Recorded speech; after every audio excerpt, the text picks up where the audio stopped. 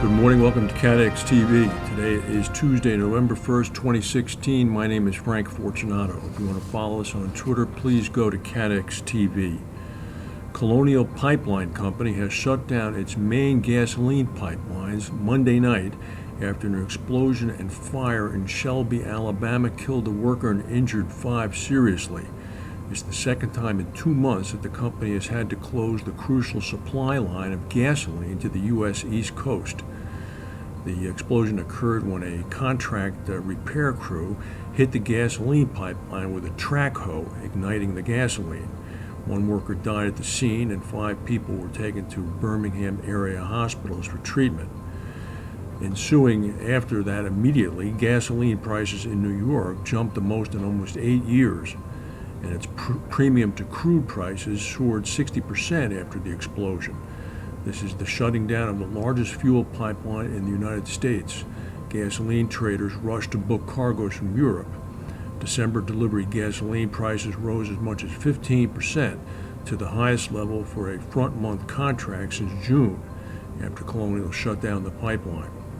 The explosion occurred in an area that police describe as a complex series of pipeline.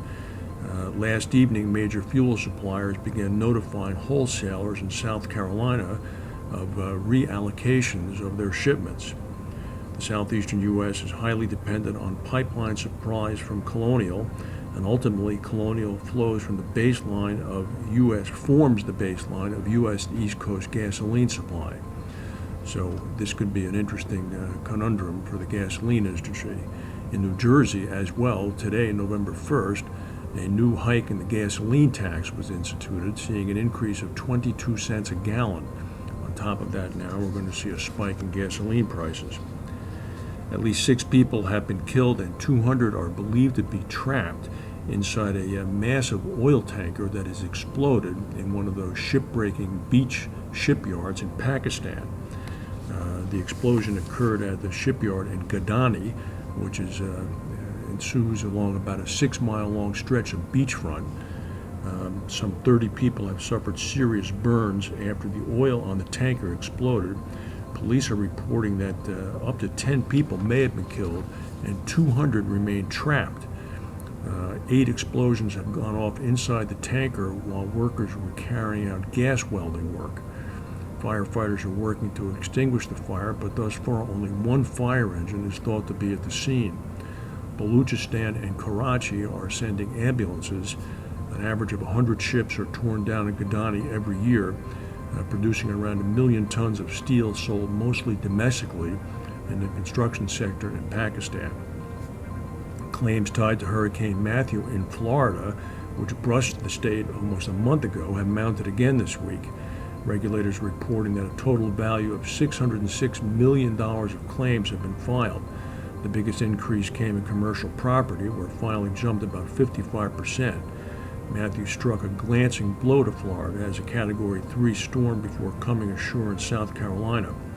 Risk modeling firm RMS has projected that the losses in Florida will reach from $500 million to $2 billion, so thus far it still remains at the low end.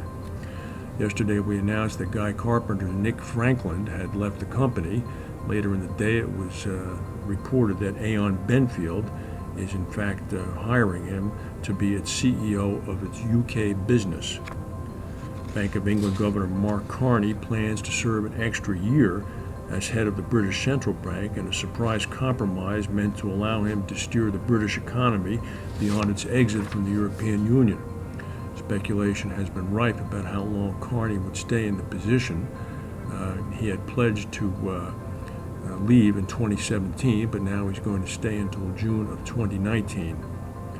And yesterday at about 9 o'clock in the morning, there was a fire in an electrical panel room in the basement of the headquarters at Ford Motor Company in Dearborn, Michigan.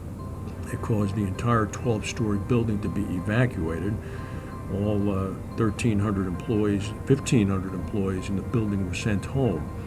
The fire and situation were brought under control. People are back at work today, but the disruption meant that the October U.S. sales results that were scheduled to be reported today will not be reported, so we'll probably get them tomorrow. 1 week from today, the U.S. elections will be held. That's the news for today. If we have any breaking news, we'll come back and tell you. Thank you for watching, and we'll see you tomorrow.